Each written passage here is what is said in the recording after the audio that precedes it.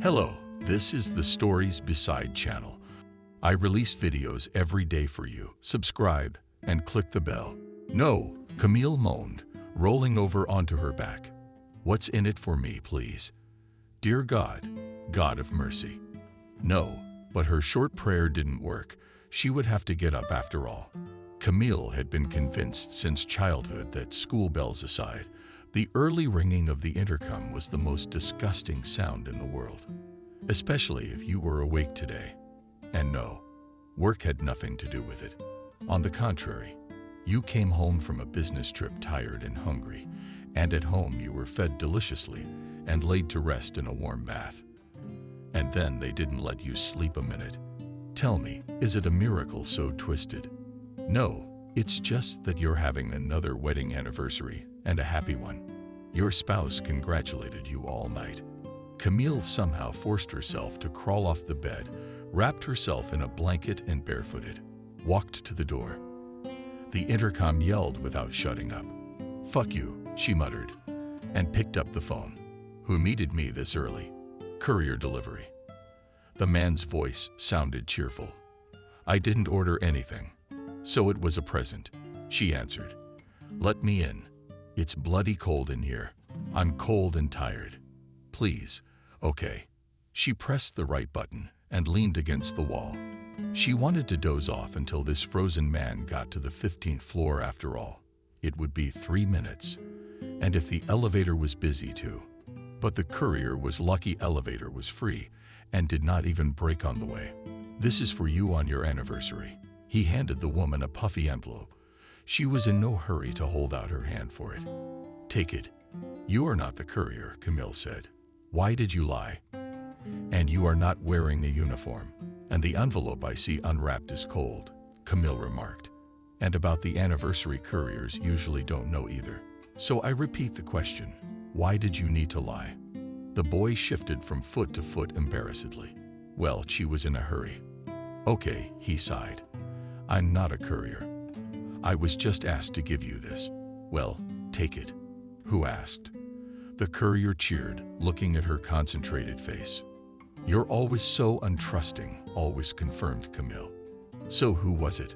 "Well, some person I don't remember. I was just passing by.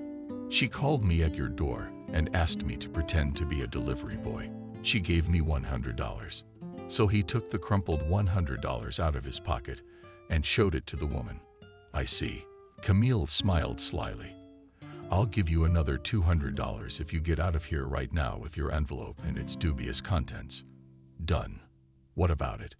But Camille had already taken $200 out of her jacket and put it in the palm of the boy's hand and pushed him out the door. "Have a nice day." She shouted goodbye. After a couple of minutes, he opened the door and looked outside. The envelope was on the doorstep. "Stephen, are you still asleep?" shouted Camille, walking back into the apartment. Her answer was a resounding snore. "I see," she said, and went into the kitchen to make coffee. The envelope, which at first she had regarded with such disbelief, now seemed a perfectly safe thing. Indeed, that's how you watch all the news, and then you dread an innocent surprise. Camille opened the envelope and pulled out a whole stack of pictures on the first one. She recognized with amazement her own husband thoughtfully seated on the bed. Beside him, spreading her arms, stood a girl. She was standing with her back to the lens, so I couldn't see her face.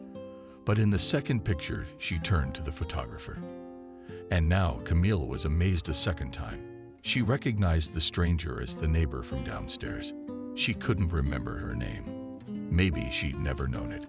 They just said hello to each other when they met in the elevator. And she had a pug named Gavrusha. Camille knew the pug's name exactly because his owner talked to her pet all the time. "Gavrusha is sweet. Gavrusha wants to eat. Gavrusha is my favorite pie. Gavrusha wants to go for a walk." And now the mistress of Gavrusha was captured in someone else's bedroom. And she was there without her faithful dog and without clothes. Fully naked Camille quickly went through the rest of the pictures. They were all about the same style. "Damn you to hell," she said loudly. "Damn you, Stephen, and you naked fury. But no dog has nothing to do with it. and you don't have to send him to hell."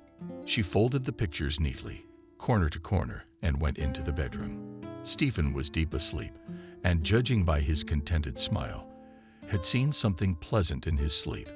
"You're a lousy guy," said Camille with feeling, and threw a stack on the bed. Presented pictures. "Is it morning already?" "Morning." "Morning," the wife replied sneeringly. "The morning of your new life. Wake up, you bastard. Are you in for a family scandal?" "What's that?" Stephen was taken aback. He hadn't had time to wake up, and now he was lying there covered with pictures. The pictures were unexpectedly numerous. They were funny pictures. "Look at them at your leisure. I guarantee they won't bore you." He sat down in bed and took the first picture he saw. He squinted and rubbed his sleepy eyes. "Your glasses are on the nightstand," Camille prompted. She had already fetched a suitcase from the check room and was folding things into it. Stephen nodded his thanks and reached for his glasses. What kind of nonsense is this, Camille?" he asked, looking first at the photo and then at his wife. "I thought so too," the woman answered with a shrug. "It was a stupid thing to bring a woman into the house. Couldn't you get a hotel room?" Stephen nodded dejectedly. He had nothing to hide. "Are you going out?" he asked. "Leaving me?" Camille shook his head. "No, you're leaving me, and I'm helping you pack. By the way, where are your winter boots?" "I can't find them. I threw them out," he answered grimly. "The soles are soaking wet and slippery in the spring." He took off his glasses and rubbed the bridge of his nose. "Camille, what in God's name are we talking about? You're packing my things, you want me to leave, and we're talking about my shoes. It's like a theater of the absurd. And then you and I had a deal." His wife gave him a long, penetrating look. She pointed to the pictures with her finger. "We had no agreement." She slammed the lid of the suitcase shut with a kick. "Pack the rest yourself." The kitchen was warm and quiet. Camille, sitting outside the closed door, could hear walking around the apartment. Her husband packing up his already established belongings here. She could tell by the sound of his footsteps exactly what he was putting away for the move. There he went into the bathroom. There's his shaving foam, razor, and toothbrush in the toilet. A book he hasn't finished reading yet. The laptop, of course, is in the bedroom. There, too, on the bedside table in the living room, is a stationary compass with a monitor inhuman in size. Stephen liked to play on it. Camille suddenly wondered with detached curiosity whether or not she would miss Stephen's junk in the apartment. The last time they'd split up, she'd missed him a lot, though then he had taken sadistic pleasure in leaving some of his stuff at her place. I remember she had asked him several times to get them back. He kept procrastinating to no end, until Camille herself put everything in one checkered bag and offered to pay for shipping. Only then did Stephen take everything and go off to his new life for a few years. Their first divorce happened so suddenly that Camille could not believe that Stephen had sworn his love for her until recently, and now he was so alien and cold. More than that, he had become angry, and that perhaps was worse. All in all, he began to take sadistic pleasure in tormenting her with rude taunts, provoking her. Quarrels. Then Stephen almost openly had an affair with another victim of his charms. From that point on, he almost stopped coming home. He spent most of the week at her house. He spent almost no nights. And most of the time he only dropped by for a quick meal and a shower. Camille still hoped that all that was happening to him was some kind of breakdown, some kind of hysteria. She tried her best to bring her husband back into the fold. But alas, neither tasty meals, nor daily makeup, nor beautiful lingerie helped. Then one day Camille realized the way her husband was acting. It wasn't a tantrum or a breakdown, if only because neither can last that long. It's his new style of behavior that she can't influence, which means that the only thing left to do is to pull herself together and demand an end to this endless boorishness. I devote as much attention to my children as I can, and as much as I wish. And nowhere is written exactly how many hours I have to allocate to communicate with them, he said, when Camille once again asked him to spend more time with the children. Soon after, his patience snapped and she asked him to leave. Stephen frayed her nerves for another month and finally left. Camille felt both crushed and very happy. "He will never torment me again," she repeated over and over again. When did the door close behind Stephen? "He will never torment me or the children again. He will never hurt us again. He will never hurt us again." Camille kept repeating these words to herself like a mantra. She believed them and smiled through her tears. Things worked out well for Stephen.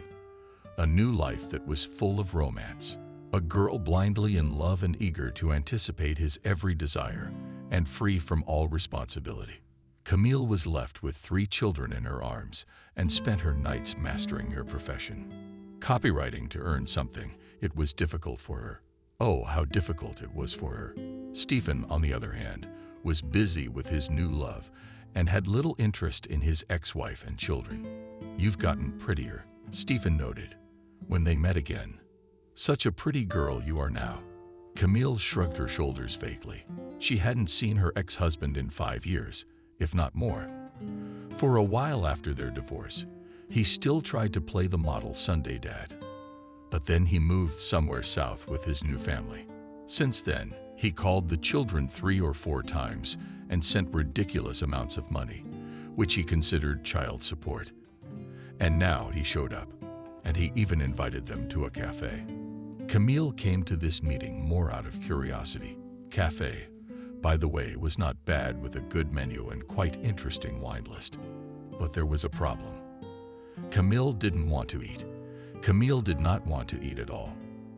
And she was indifferent to alcohol. "Did you decide what to order?" the waiter asked. "Just a cup of espresso and a glass of cold water." Stephen looked curiously at his ex-wife. "And your tastes have not changed." So he noticed, "You still like black coffee." "And why would that change? Are you still a copywriter?" Stephen asked. "I haven't been for a long time. I went first to fiction and then to screenwriting. I get by on my bread and butter. I saw a movie based on your script. You know, I really liked it. It was very, very decent. Then why do you ask what I do, if you already know everything?" she asked. The conversation was clearly not going well, and Camille knew she could have helped. Ask her how her job was going, how her ex-mother-in-law was feeling, but she didn't feel like doing that. She understood that Stephen wanted to see her for a reason, and she waited for him to tell her what it was all about. "You've gotten pretty after all, haven't you?"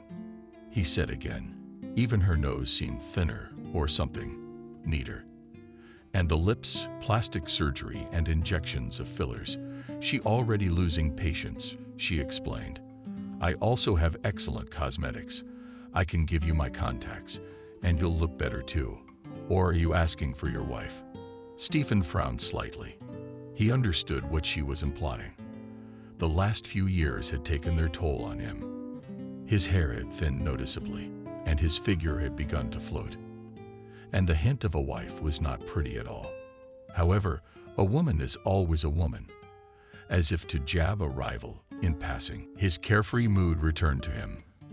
Camille, on the other hand, suddenly felt a pang of guilt for her ill-considered words. It was not, after all, the poor man's fault that time had not spared him. But who is spared? "I'm sorry," she said as gently as she could. "I didn't mean to offend you. Yes, I did take better care of myself. As soon as I had the money to do so. I'm not getting any younger either." He smiled at Camille. "I wish I could start over. You know, I've been thinking so much." "What about your family?" she interrupted. "Have you really split up?" He waved his hand. It's an interesting gesture if you think about it. It could mean anything.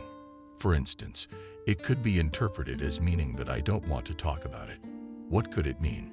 Yes, we broke up. The dream turned out to be a hoax, and everything fell apart. But Stephen, as it turned out a minute later, had something else in mind. "I realized that I didn't want to be around anymore. There's you. There are children, our children, who need a father. Maybe we could still be with you." "No," Camille cut him off. "You and I aren't likely to do that. But it was no joy for her children to sit and tell him all this. But she had to, because otherwise she wouldn't be able to explain anything. To the children, it can be frustrating that others have fathers and they don't, she admitted. Of course, I talked to them a lot and told them that there are different kinds of fathers. But children are children. Anyway, it's only for their sake that I agree. But you and I are the past. All we can do is keep a kind, calm attitude. Don't scandalize. Don't quarrel. Remember to be respectful. And please behave like human beings. That means don't drag your ladies into the house, paying attention to the kids, and no more fooling around. Only on these terms can I let you back into our lives. I understand. Stephen smiled, and the carnal lights gleamed in his eyes. He knew well that he could charm any woman if he wanted to, and he had no doubt that Camille could not resist, especially since she had already failed once, no matter how strong she was. But she, too, sometimes gets tired, cries, and wants support and care. In these situations, a couple of gentle words and a poured cup of tea with candy. Miracles can work. It is only necessary at the right time to be there. And then everything will work out. A couple of days later, he moved into their apartment. And life went on quietly. Sometimes it even seemed as if he hadn't gone anywhere, and the years he had spent far away with another woman seemed to have receded into the distant past and began to seem like a fanciful dream. A dream. Camille had never fought with him. Never did she recall past grievances. Sometimes, if she had a free evening, they could watch a movie together or just chat over tea. But his wife was in no hurry to reduce the distance between them. She treated him as a friend or relative. It was a genderless, non-gendered interaction between two people who just didn't discuss each other. And Camille, although she wouldn't admit it to anyone, it took a great deal of effort not to constantly look back on the past. Until Stephen loomed before her eyes, she thought she could forgive him. It was only now that she realized that forgiveness from a distance was not a tricky thing. You don't see the person who hurt you. You don't know how they live. And gradually the resentment is forgotten.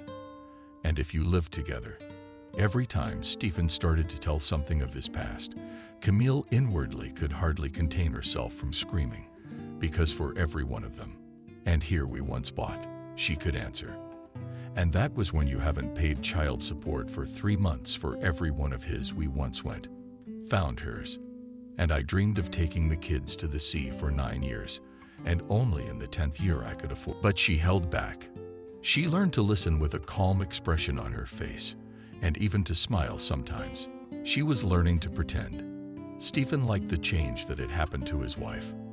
After all, once, when he left her, he had been convinced that Camille was a weak and helpless creature. He thought that she would immediately rush out to find a new husband, so that she would have someone to cling to. But time proved him wrong.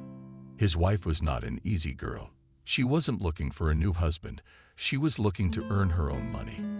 And no matter what anyone said, she was making progress. And now she's a star.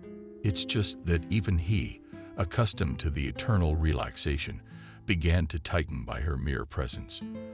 Camille demanded nothing of him, but Stephen himself wanted to exercise, to achieve recognition in his work, and finally, just to be a gallant gentleman. He wanted to conform to this new Camille, and he saw it as an incentive to change for the better. Even more, he liked the quiet self-confidence that appeared in his wife. It was invisible, like a light perfume fragrance, and gave this woman a special charm. And you can really be proud of yourself. He tried to improve himself little by little to be worthy of this new Camille. This was not easy for Stephen. Over the past few years of constant relaxation and indulgence, he had become lazy. But still, even the smallest changes for the better pleased him and encouraged him to move on. And it was then that Camille began to think that things could still work out for them. After all, there are families who are able to go through divorce, scandals, betrayal, and then find the strength to forget the past and start over. So maybe their once broken family was destined to become whole again. Camille was well aware that the time of her infatuation with Stephen was long gone. She felt no love for her husband, perhaps no tenderness either. Still, she was content with what she had, stability and permanence. And she didn't turn Stephen away. When he came into her bedroom one night and lay silently beside her, did that night mean anything? He asked. When they woke up in the morning, cuddled up. I don't know, Camille answered honestly. We shall see. It was quite possible that things would go on well and gradually they would be able to get close again. Stephen was counting on that. Camille didn't count on anything. She was afraid of disappointment, so she simply went along with her destiny. In the summer, some friends of Stephen's had a party, and for the first time he insisted that his wife go with him. He thought a change of scenery would be good for their relationship. Besides, he wanted to show off his beautiful wife. Camille guessed his hopes, but could not share them. I'd rather stay at home. She tried to dissuade Stephen. The thought of having to pretend to be a happy, loving wife was unsettling to her. She didn't like it very much. Camille never liked to lie. So far, their alliance, despite its possible prospects, looked more like a business partnership. Of course, Stephen shouldn't have said that. You know, she awkwardly tried to make a joke. Ever since I became a mom, I've grown very fond of silence. The aftermath of childbirth. Stephen deliberately didn't get into that argument. He went silently to the dressing room and returned. He was holding a blue dress with a deep neckline. Does it suit you very well? He said. And if the noise bothers you, you can take a walk in the garden. Get some fresh air. It's good for you. You're always in the city, and you're always in the city looking at flowers and trees. Do you know what a garden is like in their dress? My wife grinned. Then it's better to wear jeans. No jeans. A dress. Stephen frowned playfully and immediately added affectionately, oh, please, Camille. For me, you're not going to the potatoes, but to visit. Camille realized that she would not be allowed to excuse herself from the country promenade today. And with a sigh, she went. It takes Stephen to get dressed. This party, she could have gone by herself, especially since she didn't know anyone there. They were her husband's new friends. They're from back in the day. In fairness, the blue dress Stephen had chosen did fit well. Camille even smiled when she saw her reflection. She was in a better mood, and the ride itself was not tiresome at all. A cool breeze was blowing merrily through the open window of the car, and the cottage village was only a half-hour drive from the city. Would you like it? You'll see, Stephen promised. The people there aren't rowdy, and there's someone to talk to. I hope so, smiled Camille. Stephen had been so nice all day, so kind and courteous, that Camille gave herself her word that she would try to make a pleasant impression on her husband's friends. And then, as she met new people at the party, she glanced quietly at Stephen, and she almost liked him. Camille noted that Stephen had changed a lot since they had started living together again. For instance, with some effort, he had managed to get rid of the extra weight. Gone with it was that looseness that gave him an unkempt appearance. The husband was now slender and trim. He smelled of expensive perfume. He even made regular visits to the barber, though previously he had preferred to get his hair cut at home, and women cast hot glances at him. Camille noticed this too, but did not feel any jealousy. Rather, she was pleased to know that other women liked her husband. Let them watch. They could even touch him with their hands if they wanted to. Stephen, as if he had heard her thoughts, looked back and winked furtively. Still, he hadn't changed in one way. Camille thought, turning away. More than anything, he liked to have women around him, and that would never change. She saluted him with her glass and moved closer to the open window.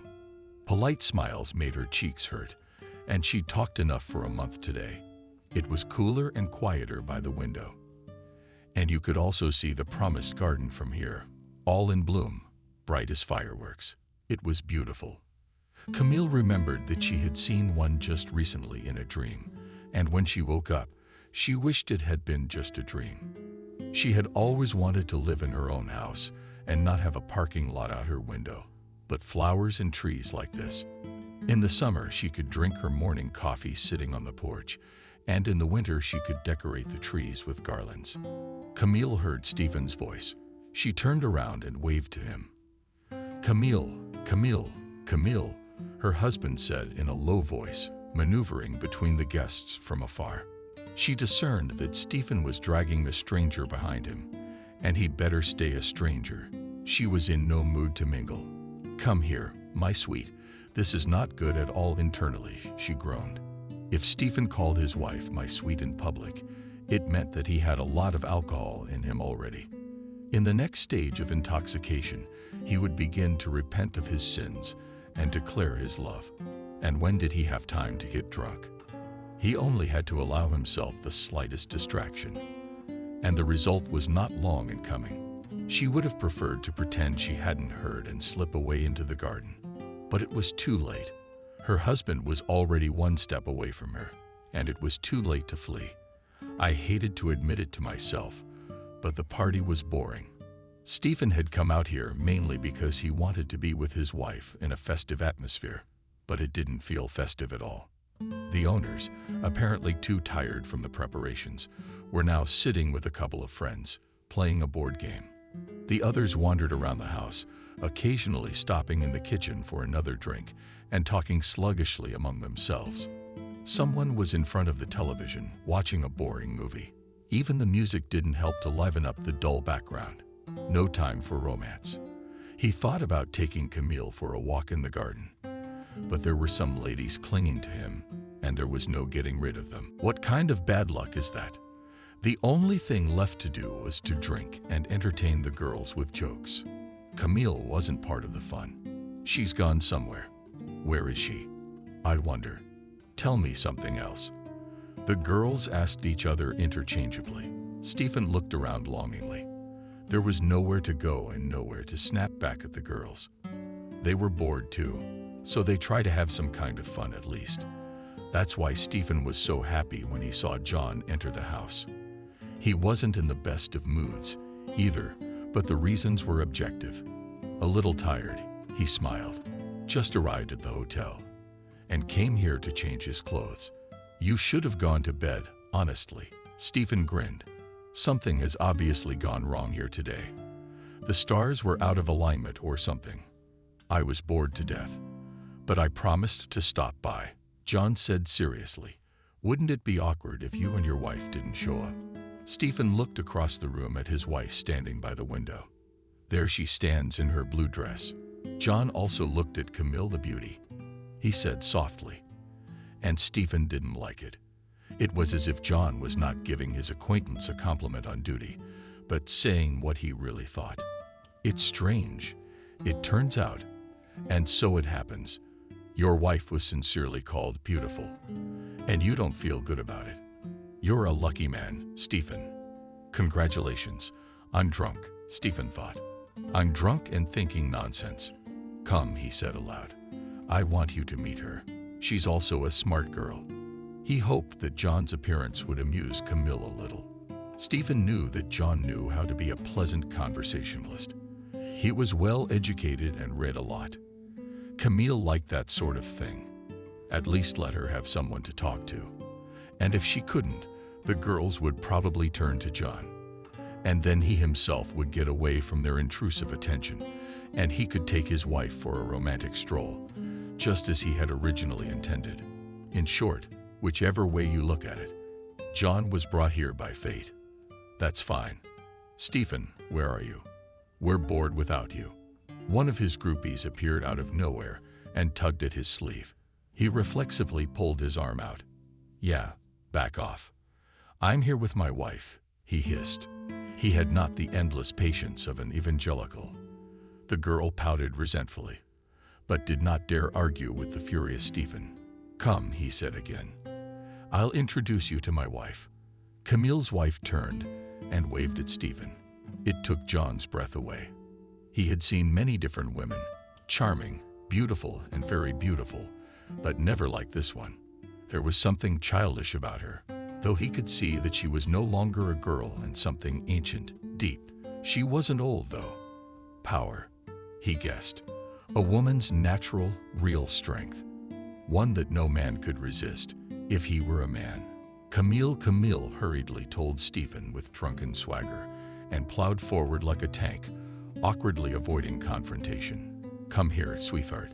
She didn't budge, only squinted, watching her husband. Finally, they came closer to her. Stephen immediately put his arm around his wife's waist. "Meet Camille," he began. "This is my partner from the hot sun." John stepped forward, a stranger. Just John, no matter where he's from. And yes, it's John who's confused, but immediately regained his composure. "Stephen, and this lovely lady here is Camille, my wife. Pleased to meet you." She nodded absent-mindedly. John smiled politely.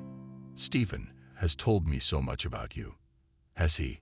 "Well," she said, barely able to contain her irritation. "Then you know almost everything about me already." "I beg your pardon," and already completely ignoring the rules of etiquette. Camille turned her back on the men and headed for the exit. "Where did you yell, Stephen?" "I can't hear him." "I can't hear him. And I don't want to hear him." Stephen turned to John. "Don't mind her. She's got a temper. I have offended her in some way." Distractedly, John asked, "Said something wrong? Is it so sudden?" No, she's just not in the mood. You know, she didn't even want to come here. I talked her into it. Now, I don't think you should have. You gotta listen to women sometimes. It's their instincts that work. Boys, what is this? The ladies are getting bored and you don't care." The girl Stephen sent me in the most polite way a few minutes ago had already forgotten all the insults and was ready to talk again. "Come with us." "Really, Stephen?" "John, you've forgotten all about us. I'll look for it after all." "Camille," said John apologetically. "Well, what do you know?" Stephen got angry. He finally caught sight of the girl who was hovering beside him, determined to get his attention at any cost. "Come, my woe. What's your name again? And where shall we go seductively?" She smiled. "There are some great paintings on the second floor. You like paintings, landscapes of all kinds." She looked him straight in the eye, and the nude. The nudes turned out to be really impressive. Stephen watched with increasing bewilderment as the girl pounced on him, as if she had spent 10 years in a strict monastery and had never even seen a man in a picture. "You be careful. You could kill me with a laugh," he said, holding her wrist.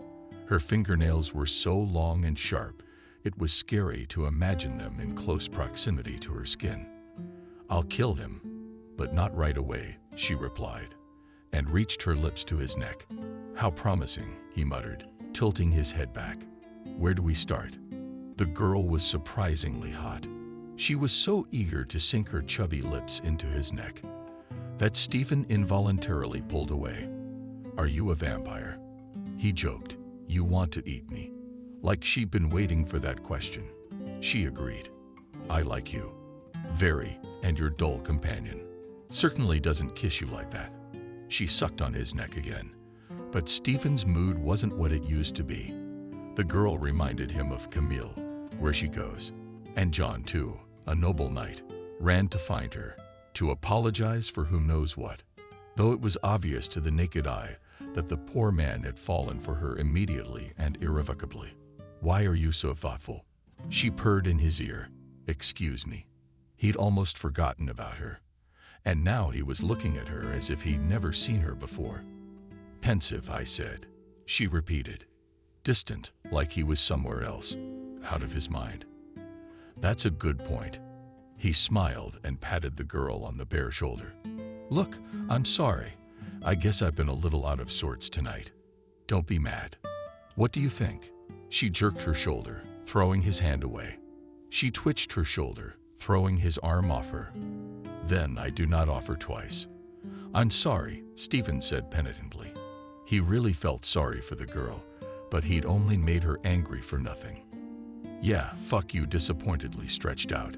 She left the room and slammed the door loudly. Stephen headed for the bathroom. He splashed a handful of ice-cold water on his face, and from the mirror, a wet red face with a floating look on it. Ugh, man, why did he have to get so drunk? He opened the tap again and put his head under the cool stream. Not completely sobered up, of course, but at least a little.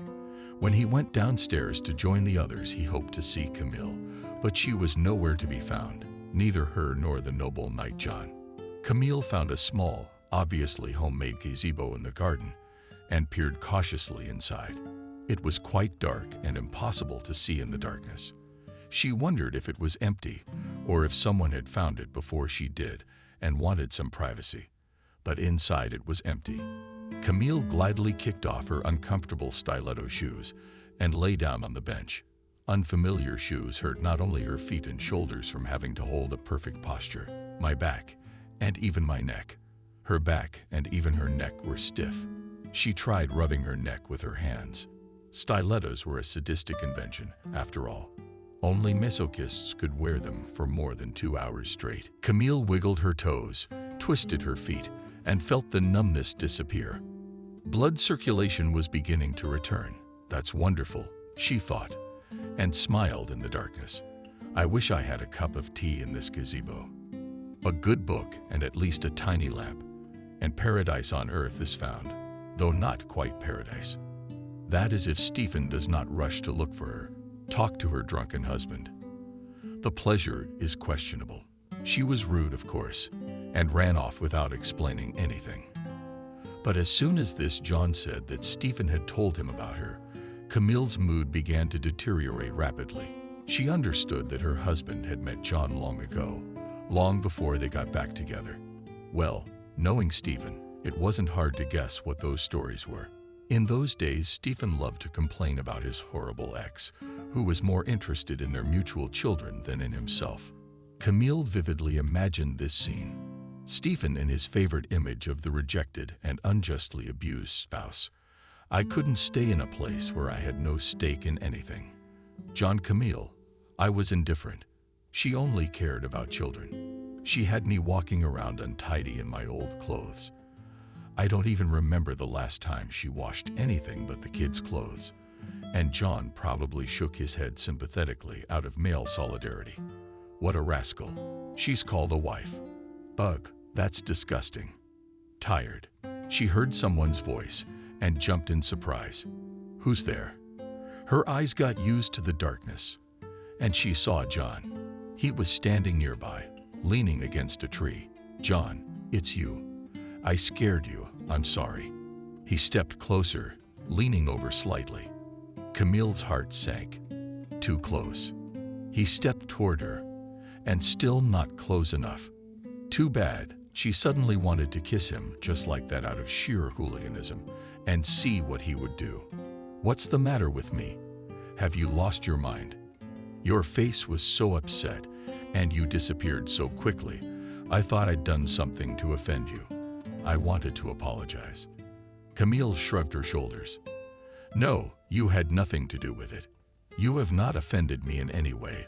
That you do not worry. Go back to the house. And you, shall we go together? She waved her hand. I'm all right. I just wanted to take a walk, get some air. It's too stuffy in the house. Then can I sit here with you? I'm tired of the noise. John also sat down on a bench not far from Camille, but still at a proper distance. She liked it very much, so he really just wanted to make sure she was all right after all. The rage that had overtaken her a moment ago had already dissipated. Kissing a stranger. Nonsense. Camille couldn't get a good look at him, the darkness gathering. All she could see was a wet glimmer. In that darkness, his eyes. He was silent, well, absolutely unperturbed by silence or his presence. I don't like parties, Camille admitted. Suddenly, I don't understand what's so interesting. Entertainment for teenagers. It's just not your company. Softly said the tenor. You don't feel comfortable here. So am I. Camille was surprised at this confession. Why does he say that? You must have a flashlight on your phone, or I can't see you at all. Is that so bad? John asked. He sounded like he was smiling. Why do you need to see me? You can talk in the dark, too. No reason, she agreed. But talking in the dark is too intimate. It makes you want to be frank and share terrible secrets. So, do you have a secret to tell? He even leaned forward, and Camille was willing to bet anything that there was a flicker of curiosity in his eyes. She smiled slyly, and not even one, but several. "Tell me about the last one," John suggested. "I won't tell anyone." Camille smiled even wider. "Interesting. He is, after all, my last secret. It's the one that made me want to kiss you a minute ago." "What's stopping you?" He grinned. "Kiss me if you want to." After all, it was John who was winning this game, not her. So far, it was she who was confused by the surprise. He, on the other hand, seemed perfectly calm. "They wanted to embarrass me and see what would come of it," John guessed. "Yes, she did, I see. So it's just a little creative quirk, so to say, a scam for inspiration." It wasn't. And suddenly Camille realized that she had been deluding herself all along. She didn't want to embarrass him. No, he was surprised. "I just so wanted to kiss you, not for inspiration. It was just for me." The silence of the night was suddenly ringing, like a taut string. John stood up and stopped right in front of her. He held out his hands, palms up.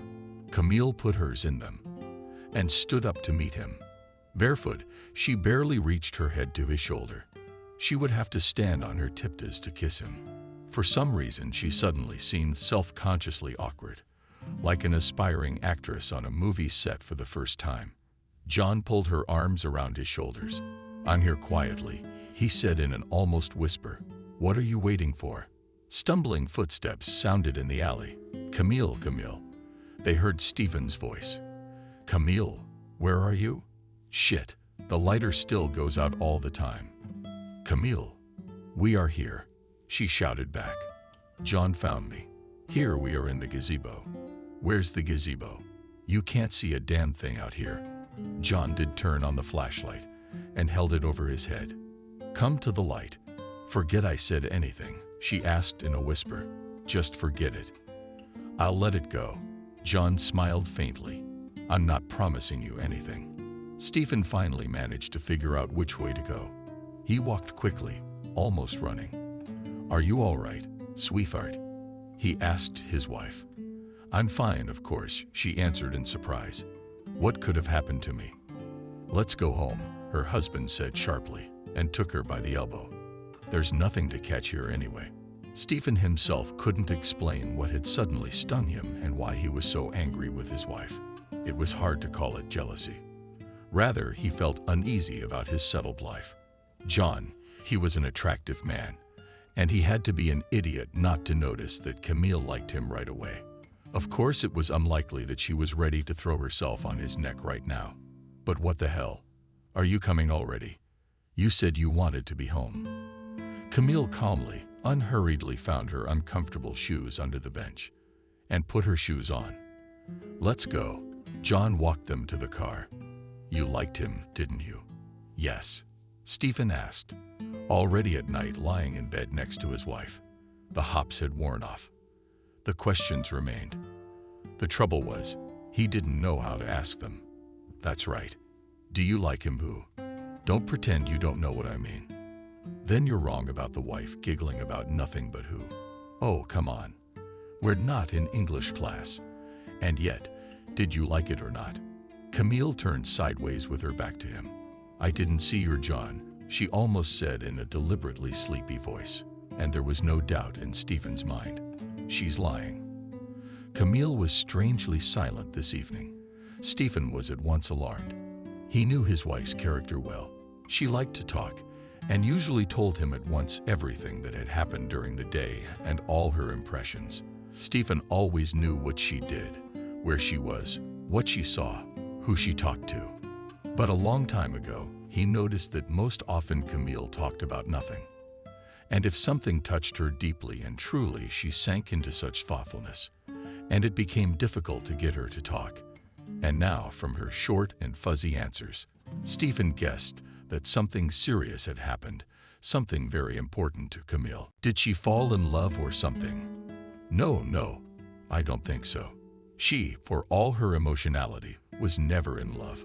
But something had caught her John. And there was no doubt about it. Why am I so nervous about this? He thought irritably. Didn't I care who she liked? But let's even suppose she had a crush on someone else. So what of it? We're in a marriage of convenience. And families like that are known to be the strongest. We won't break up. It's the kind of nonsense that makes us think competent, faithful, sobering. But still Stephen was angry, and he didn't understand it himself very well anymore. What caused it? This sudden anger. Whether it was the twists and turns of his ego or the fear for his own, not without difficulty, obtained comfort. Maybe a trivial sense of ownership. Camille, back in the days when they were still in mutual love, had never given him a reason to be jealous of himself. Stephen used to think of her as a faithful wife, for whom adultery was something unnatural, alien to her nature. Except now she was his wife only in passport, but in fact a free woman who tolerates her husband only so that the children have a father. He would have liked to bind her to him again, as he had done when they were both younger and in love. When of all the men in this wicked world, he was the only one who existed for her. He wished he could, but he didn't know how to do it. Camille called out to him again. You know what I was thinking. Maybe before it's too late, we'll have another baby and we'll have 4. His wife didn't answer him. Stephen listened to her breathing for a few seconds. Camille, stop pretending. Strictly, he said, it is impossible to sleep so quietly. It's the only way to stay awake. I don't want to give birth anymore, she said, silently. 3 children is enough for me and let me sleep. Stephen, please. I'm very tired. Stephen wasn't very smart, in matters of marriage especially, but he was almost never wrong. When it came to matters of the heart, he relied on his intuition, and it rarely failed him. Camille knew this and was secretly ashamed and surprised at her levity. Sooner or later, Stephen would realize that she was attracted to another man, and that would happen sooner rather than later. She didn't want that at all. It wasn't because she felt obligated to be faithful to her husband. It was just that she had put so much effort and patience into making their relationship even remotely resemble a normal marriage. But now there might have been complications. Yes, she liked John. Camille didn't lie to Stephen when she said she almost didn't get a good look at his partner. She simply wasn't telling the whole truth. When he approached her to meet her, she noticed that John was much taller than her, and judging by his figure, he didn't neglect exercise. But he moved surprisingly easily, as if flowing from one position to another. His physique was interesting, almost cat-like, not at all typical of a jock. From a brief encounter in the garden, she learned that he had a velvet, deep voice, and also that he was not at all embarrassing to her, even if they were barely acquaintances just sitting in the dark and hardly speaking. And when he turned on the lantern, lighting the way for Stephen, she could see his face. His features were delicate, but not feminine, rather the opposite. Maybe it was the successful combinations. Camille had always believed that beauty was not the perfection of facial features, but harmony. Here it was in John. That harmony, the sharp cheekbones, and the lovely girl's dream of such thick dark lashes, austere, not bright lips, but eyes expressive, large and dark as the night. Yes, she barely saw him, but what she saw was enough for her, and yet she didn't think about him. Tried not to think about him seriously. It was risky. One stupid thing and everything she and Stephen had accomplished would shatter all over again, and this time forever. She slept that night, unquiet. Camille got up and wandered aimlessly around the apartment. Going from room to room in the nursery, she watered the flowers, and in the living room was found forgotten on the couch blanket. It had to be folded neatly at once. She longed to find a pile of dirty dishes in the kitchen. Then it would be possible to wash them for a long time and not think about anything. But as luck would have it, there wasn't even a teaspoon in the sink. Camille carefully chewed the sweet pill and chugged it down with cold water. Now she was ready to go back to bed, but as soon as she was in bed, all her relative composure evaporated again, and she wondered if she'd been wrong to rush into bed. She had let Stephen back into her life. The children were not too happy about the return of the prodigal father. He had long since become a stranger to them, and they were in no hurry to rediscover him. So maybe they shouldn't have. Then, knowing Stephen, it was safe to say that he would have had no trouble finding another young lady to love him, but she would be free now. Maybe right now, without the embarrassment of sleeplessness on this bed, she would stay with John and spend the night with him. The thought of John made her feel sick to her stomach. She wondered where he was now at that dreary party. Or was he sick of it too? And he went back to his hotel. What was he thinking about now? Camille realized with frightening clarity that she really wanted John to be thinking about her right now. Or could it be that he was? She had once heard that sometimes you can feel when someone is thinking about you in a sort of emotional telepathy. You suddenly remember some person, and then a minute later they call you on the phone. So maybe John is thinking about her now, and she's just picking up echoes of his thoughts. No, I'm not going to get away with this, she promised herself grimly, and wrapped her head in the blankets. Sleep now. John left immediately after seeing Stephen off with Camille. His heart felt heavy. He was sure that Camille thought he was a common playboy. That was exactly what he would have thought himself. It was a silly thing to do. Talked some platitudes about almost hitting on her, trying to be an idiot. Tell her now that it was from excitement. She would not believe it, because the hotel room was clean and bright and smelled awful of some sweet room perfume. The smell of it was so luscious, so obtrusive, it seemed to soak everything in it. John stepped out onto the balcony and took a deep breath of the night air. From up here, the whole city lay as if in the palm of his hand. The freeways were cheerful, multicolored, shimmering lights like Christmas lights. And the houses were just ordinary apartment buildings, sleeping in the warm summer darkness. From afar, they looked like big, slumbering animals. Camille must have slept in one of those houses. I wonder if she still remembers him, remembers that unfulfilled kiss. What a pity, though. What could have been a precious memory has turned into something prickly, sad, like the memory of a broken promise. Camille, though, what's the big deal? She hadn't promised him anything. I miss her, he thought, and jealousy clawed at his heart. She wasn't alone. Right now, probably. She's lying on the bed now, with Stephen around her waist, discussing tonight, laughing about something together, or amicably regretting their time. Or maybe they forget about everything and love each other as if for the first time. Thinking about it had become completely unbearable. There was nothing for his woman to do in the arms of another. What was his woman to do? How long had she been his in despair? John shook his head as if he hoped to shake it out of her forever. These silly, unnecessary thoughts. Don't be crazy. She's not your woman. She's somebody else's wife. And just because she flirted with you a little bit doesn't change anything. Remember, nothing. She has a husband, a normal human family. And you've got insomnia and anxiety and headaches. And you know whose fault that is. It's your own fault. That's because you're stupid. So calm down and go to sleep. But the visions haven't receded. Camille is asleep. Stephen embraces her confidently, calmly, like a man who knows his right to love this woman. Camille throws her arms around her husband's shoulders and kisses him, hot and shamelessly, as she has never kissed him. Stephen loves you, Camille. He's holding you in his arms now, saying affectionate words to you. Or has he been asleep for a long time?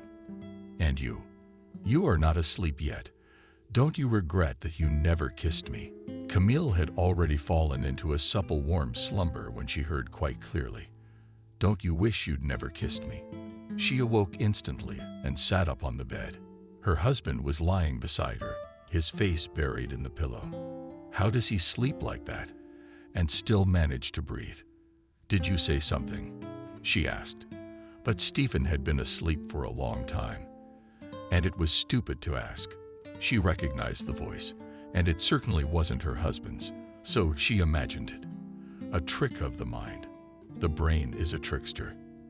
The great and terrible one. But the question had already been asked, and she needed to answer it for herself. Pity. She confessed, almost audibly, hugging her pillow. Very sorry. The morning brought Camille a slight confusion. Stephen had a heavy hangover. While her husband wrinkled and swallowed the medicine, Camille smiled, remembering yesterday's acquaintance. What had gotten into her? Well, yes, a nice man. But why get so carried away? The day before she had thought she was almost in love with him. I'm just sensitive to beauty, she told herself. What do you want? A creative nature, like John said, a little con for inspiration. That's the way it's going to be from now on. I'll probably go to the store, she said, feeling sorry for her suffering husband. I'll buy you some mineral water. It was a lovely summer freshness outside. Camille suddenly felt a terrible urge to do something harmless and silly, like climbing a tree or jumping all the way to the store on one leg. Too bad the grandmothers next door wouldn't understand. They are serious people who do not like jokes. Just in case, they walk around with worried faces, and yet she was in a great mood. The children were at camp, and no one was bothering her 100 times a day. That's one. They're having a good time at camp, and when they come back, they will miss her, and she herself is even happy to have their constant questions, requests, and even quarrels. That's two. There is an interesting job and a few more new ideas. And that's three. And she also has a secret, a little one. So like a secret key in her heart that answers to John's name. If you say that name even mentally, a tremulous warmth immediately surges up inside. It's not serious at all, she reassured herself. I'm not a girl anymore, and I'm not stupid anymore.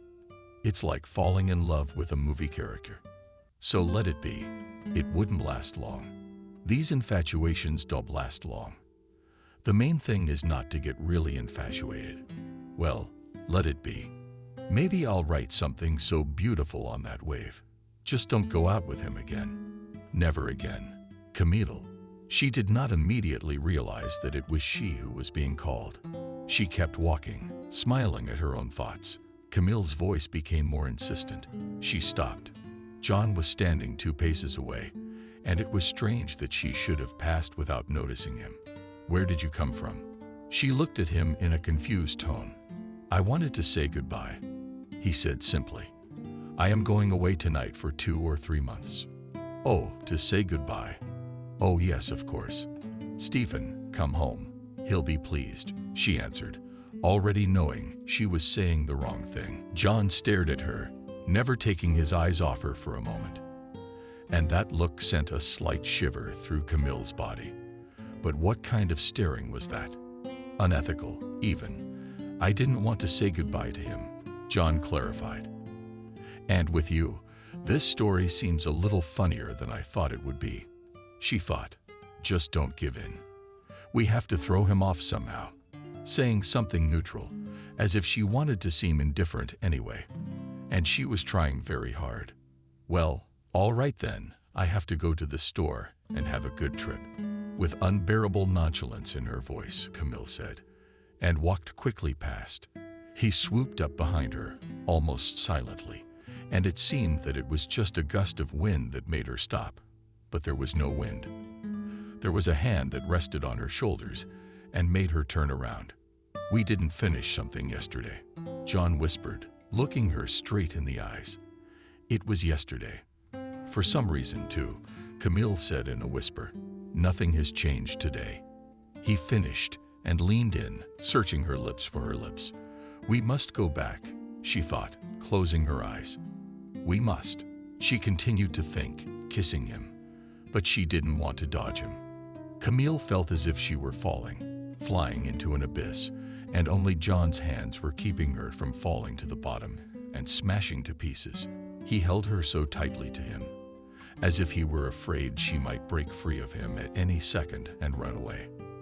Let me go, she whispered, trying to keep her lips from his. She could choke him to death. In fact, the last thing she wanted in the world was for him to unclench her hands. But she was terrified of losing her head, and it could happen any minute now. And then God only knew what would happen. You can't run away from me, he was either asking or stating. Suddenly, Camille's sanity was restored. She had just kissed a strange man almost outside her house. The neighbors could see her after all. "Shit. I won't run," she promised. And John only loosened his dead grip a little. "Let's go quietly," Camille said, and pulled him by the arm. "Come with me." John seemed surprised, but obediently followed. Camille stepped around the corner of the house. "Here you can," she smiled, and held out her arms to John. "Come to me." The first kiss was for yesterday. There was one more to go. For today. "What's the matter with your lips?" asked Stephen, when Camille came home with 2 bottles of mineral water. "Were you stung by bees?" She looked at herself in the mirror and snorted with laughter. Her lips were really red and swollen. "It took a long time to kiss," she answered honestly. Stephen assumed, as he supposed, that she was just kidding. His doubts from last night were already forgotten. He prudently decided that it was impossible to foresee everything. If Camille was destined to fall in love with another, she would. And it is not certain that this other man will be John. It could be anyone. Like the cute cashier at the supermarket, or a new neighbor. He couldn't keep his wife out of sight indefinitely. Besides, Stephen knew he was no angel himself. He might not be taking girls left and right anymore. But it was foolish to refuse what fell into his lap. This girl, for instance, is a vampire. He never remembered. Maybe he just didn't recognize her name. And was she the only one? He was having a great time on his short outings, which he called business trips. Camille, he often thought, guessed what kind of business trips he was on, but she never let on. Well, if she needs it so much, let her have some fun with someone too. Stephen decided to himself. John spent 2 weeks in what books call love fever. He always laughed at men who seemed perfectly normal yesterday, and then suddenly started doing crazy things. Because he smiled at the salesgirl in the store, and love at first sight happened to them. From the outside, they just seemed like raving lunatics. And now God has punished me for thinking that way, he thought, because there was no other explanation for what was happening. He had fallen in love at first sight. Now he was counting the days until his next visit to Camille's town. And they, as if mocking him, dragged on slowly, and that slowness was exhausting. A couple of times he almost ventured to text her on social media, but he never did. You can't marry a married woman. That was the worst part. If not for her marriage, John would agree to live in a tent under his beloved's windows just to see her once in a while. "Camille, how are you?" "Stephen, doesn't hurt you. Don't you regret that we met?" He wanted so much to talk to her, to tell her everything that gnawed and tormented him. Maybe then it would make life a little easier for him. For Camille, the 2 weeks passed quickly. The children returned from camp, but immediately asked to go to another camp for the rest of the summer. Camille agreed. She suspected that it was just that they wanted to cross paths with their father less often. And for the 1000th time, she asked herself if she had done the right thing by letting Stephen back in. After meeting John, she realized many things, such as that it was impossible to build a life on a lie. Here she was, for example, sure she was thinking about children. She started again, living with their father.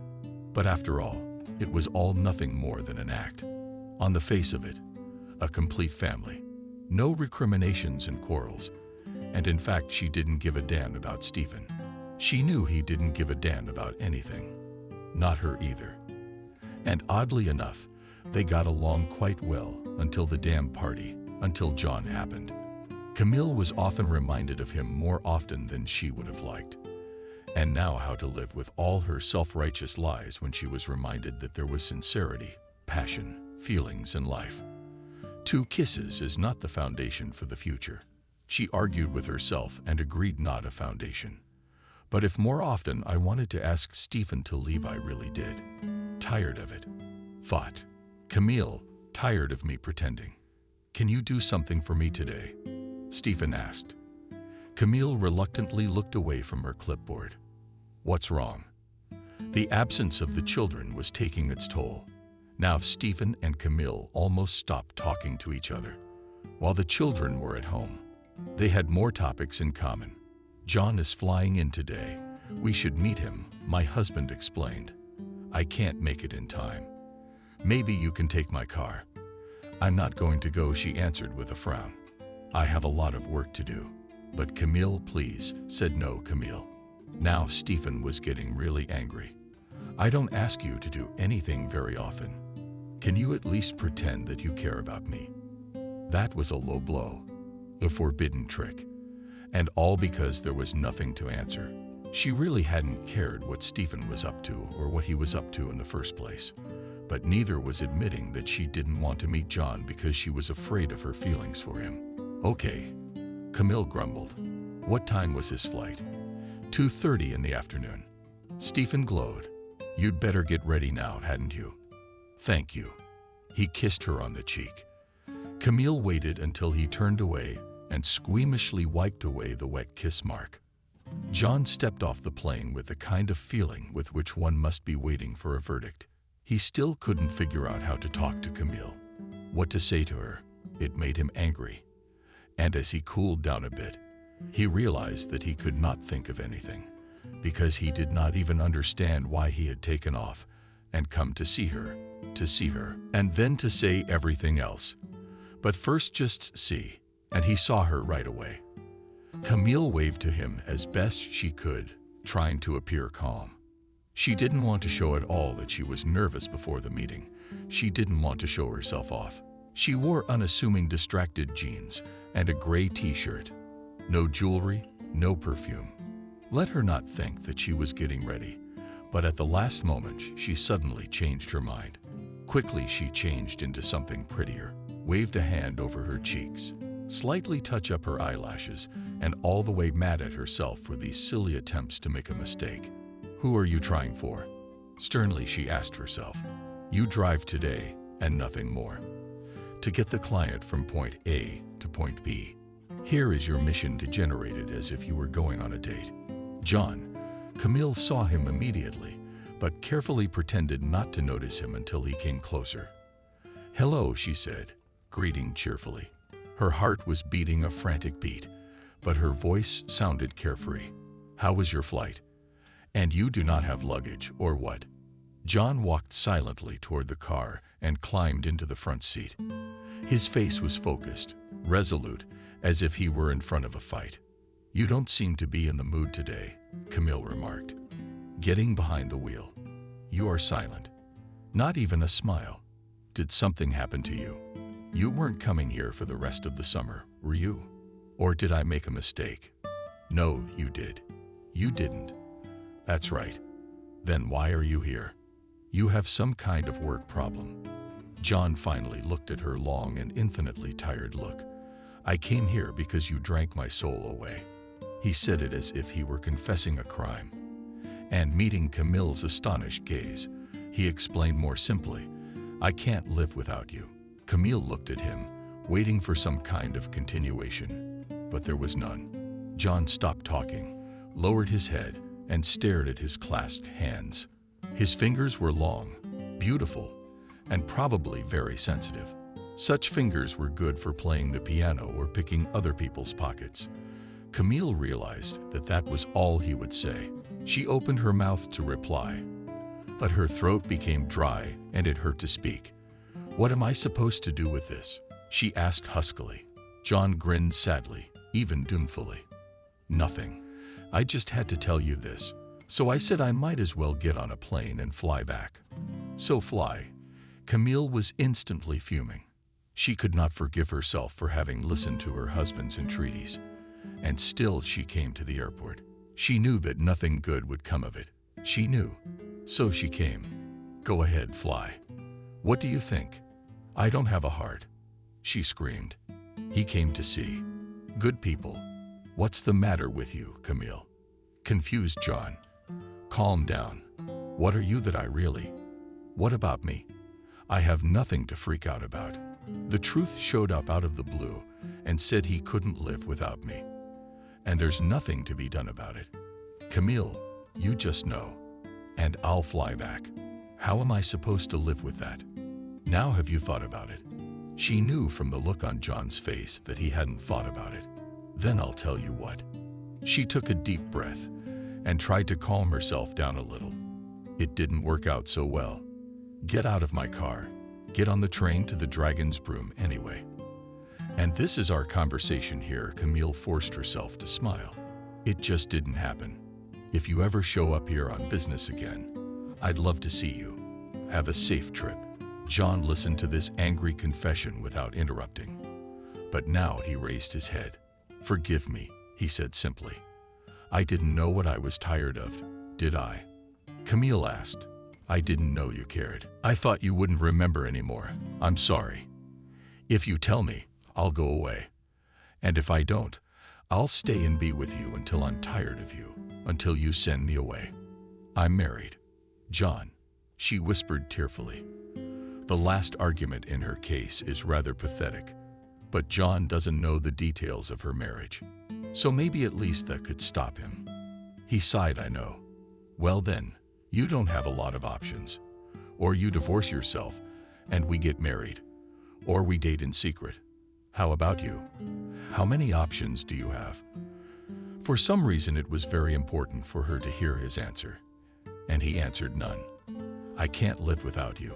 So Camille didn't get home until the evening. Traffic. Briefly she threw to her husband. I was beginning to worry. And John. Your John didn't come. He must have been kidding. I'm going to bed. Okay. She collapsed onto the bed, exhausted. After all, her life over the past year had been one crazy thing. Lies, pretenses, and lies again. As a result, the children don't want to come home. She herself can hardly stand her husband's love. Love had to be said goodbye to. I know a third option, she said. It suits both of us. Let's say goodbye right now. And we'll live our lives the way we used to. John said nothing, only took her hand and put it to her hot lips. She could still remember them, the taste. But for now, he didn't answer. He got out of the car, staggered toward the clear box of the airport, and tears welled up from her eyes. God bless whoever invented the lines. Standing in them, of course, is uncomfortable, but no one bothers her to think. You can't go anywhere. There is also nothing to distract your attention, so just stand still and think about your life. John's first impulse was to get a return ticket, and if possible, never come back to this city. But for now, the line was moving slowly. He had time to weigh in properly. Camille had sent him on his way, and least of all, he wanted to think about it now. It was too painful, but along with the pain, he felt relief. Now she knew everything.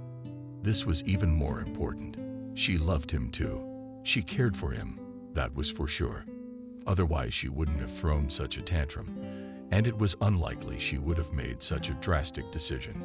Most likely, if she just liked him, she wouldn't have given up on a fling and would have had fun with him. And then, when that connection would have bored her, thanked him for having such a nice time. No, there's another real thing here. She loves him so much she's afraid of her own feelings. Now the question is, what can he do to keep her from being afraid? Maybe she doubts him, wants to be sure they're serious. But she's not interested in marriage. He's the one who suggested it, and it's as if she hadn't even heard. So that's not it. What is it then? She's afraid of losing Stephen, but she doesn't love him financially either. As far as he could tell, it doesn't depend on her husband either. Children. Now that's possible. She wants them to have a father. And for that she is willing to sacrifice a lot. But once again, the puzzle didn't quite fit together. John was well aware that Stephen and Camille had been divorced for 9 years and had gotten along just fine without each other, despite having children together. Stephen was not very interested in children at the time, and to be perfectly honest, he wasn't interested in them at all. It turned out that Camille had no serious reason to be afraid, but there were other irrational ones. But fear itself is irrational. John had already stood in a long line and approached the cash register. Good afternoon, greeted him with professional affability in his voice. Excuse me, he said. I changed my mind. I will not fly. Then I'll be served. A lady in a hat pressed her way forward. I've been standing here for 2 hours. Young man, if you're not flying, there's no need to take a place in line. Yes, yes, of course. He turned sharply and walked back toward the exit. A dummy sounded in his back. Stephen looked into the bedroom. Are you all right? He asked. Do you remember you have a business trip tomorrow? I remember. Camille muttered with his eyes closed. There is nothing wrong with me. I'll get some sleep. Go to sleep. He carefully wrapped the blanket around her. I'll open the window to make it cooler. Go to sleep. In the morning, Camille found a hot breakfast and freshly brewed coffee in the kitchen. Stephen was trying to be thoughtful, but for some reason it didn't affect her at all right now. She picked at the food with her fork, but she couldn't get a bite down her throat. Good thing it was a business trip, she thought as she left the house. I'll probably distract myself. Forget everything like a nightmare. I'd be back right on my wedding anniversary, and that would be good too. Family life and everything. Then the kids will be back from camp, and everything will go back to normal. Life, kids, work, everything would settle down, get settled somehow, but it didn't settle down. And then there was the dirt on her husband in the form of a photograph with a naked neighbor. Stephen was fully prepared to go out with her things, stopped by the kitchen to see his wife. Have you thought this through? He asked. Camille nodded. We had an agreement. Stephen, no more fooling around. No more women in our house. Go. This is all my fault. We shouldn't have gotten back together. And she asked Stephen if you live in the same building. Aren't you going to punch her in the face? My wife smiled. Don't worry. She's like my best friend now, saving me from having to play happily ever after. You go ahead. We've had enough of this. The door behind her husband slammed shut, and Camille thought that his leaving was probably the best thing that had happened to her in this whole crazy year. She really wanted to tell John about it, but his phone didn't answer. He didn't hang up, he just wouldn't pick up the phone. Do you still love me? She texted. The message went out, but there was no answer. So let Camille decide. To hell with it all in general. Maybe all this John appeared in her life, just to show her that in a constant lie, you cannot live, you cannot. And now there are no more lies. So no John, and fine. Camille stood up and looked around. Yes, the sweetest Stephen obviously didn't bother to clean. She'd been cleaning for a couple of days, and with every little bit of dust, she'd scrubbed it clean. She felt better about herself. Someone up there had decided to teach her an important lesson. You have to live in truth. An incomplete family is better than an unhappy one, and better no husband than one you want to run away from. One evening, the doorbell rang. The owner of the pug stood on the doorstep alone without her four-legged pet and without Stephen. Good evening, she said. I came to talk to you. Come in, Camille, as they let their guest in. I'm sorry about the mess. I've been doing some cleaning. What's your name, by the way? Emily. Emily, then. The roommate's hands were flailing. She was either braiding her long braid, or fiddling with a bright bracelet on her wrist, or simply twisting the buttons on her blouse. This flickering made Camille's eyes glaze over. You tear a button, she said, and slipped a cup of tea into the guest's hand. It would be a pity. Here's better tea. What was it you wanted to say? Well, you're not angry with me, Emily asked. For Stephen? Theoretically, yes, sighed Camille. Why do you need all those cheap tricks with the pictures? You could have. That's what he decided, Emily said suddenly.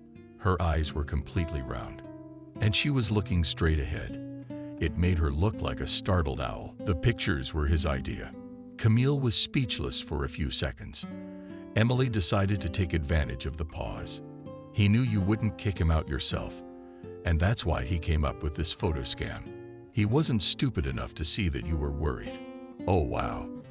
Camille regained the ability to speak, but it was impossible to express her feelings in more elegant terms. So Stephen even showed a kind of nobility, released her from the burden of duty and responsibility. How marvelous, she said. Well, thank him. Tell him for me. I don't know why he thought that, but in his own way, heroic deed, thank him from me. Just don't forget, the neighbor waved him off. He's not up to it right now. It's like a plane crash a couple of days ago, and his partner was there. Maybe you even know his John. Camille interrupted her. I think so. Why is it so dark? Camille looked up at the chandelier at a loss. All the bulbs were lit evenly. Not a single one burned out. Then why was it so dark? Alive? She asked. She was frightened when she heard her own voice, which sounded like it was through water. And he'd warned me when we were sitting in the car. I couldn't live without you. He shouldn't have said that, caused trouble. Emily's voice came from somewhere far away too. No one knows anything. I can't get through to the airport. There is panic, but he's not among the dead or the living. John, were you even there? Maybe I just made you up. Why aren't you in the world of the dead or the world of the living? Camille didn't notice her neighbor leaving. She didn't notice anything at all anymore. Is that why his phone isn't answering? Do you still love me? There's no answer. Do you still love me? John, do you still love me? From tiredness and tears, Camille dozed off at the kitchen table. She didn't wake up until deep into the night. The cup Emily had been drinking from was still on the table. What was happening to me? She rubbed her temples with an effort, trying to remember what had happened. Well, yeah, she kicked Stephen out. And then Emily came in. John, yes, John. She remembered now, though she'd better not. The news reports didn't report anything about the plane crash. Nothing new. News with nothing new in it. She thought. What a delusional thought. She checked her phone again and again in the frantic hope of seeing there a missed call or a text from John. But nothing, silence, and useless news bulletins. You watch and realize you should turn it off, but you can't tear yourself away either, in case you miss something important. The doorbell rang. Camille reluctantly got up from the sofa and looked at her watch. 4 o'clock. Whoever comes to visit in the morning does so wisely. Her cartoon song came to mind. But that's wise in cartoons. And in life. Anyway, Stephen must have forgotten something. He was always absent-minded, but there was a lively John on the doorstep. I'm having glitches. Camille not quite muttered and wiped his eyes. John, is that really you? I was afraid it was you. You texted me, he said. So I came over. Why did you come? She didn't understand. To answer you, didn't I? I love you.